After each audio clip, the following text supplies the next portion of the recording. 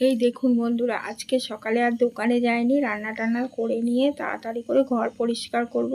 কারণ আমাদের রান্না পুজো আছে, ঘরের সব ভেতর থেকে সব পরিষ্কার করে ধোয়াধুয়ি বাসন টাসন বার করেছি মাজবো বলে। আর লাস্টে একটা বাক্সর ভেতরে দুটো জুতো ছিল, এই একটা জুতোর মধ্যে বেশ কিছু কাগজের টুকরো করে আর ইঁদুরের বাচ্চা ভর্তি হয়ে গেছে জানেন। সেগুলোকে বার করে আমি তো চিৎকার করে উঠেছি। তারপর আপনাদের দাদাভাই এসে ছুটে একটা প্লাস্টিকের মধ্যে ওইগুলোকে ধরে ধরে ইঁদুরের বাচ্চাগুলোকে ঢুকিয়ে নিল।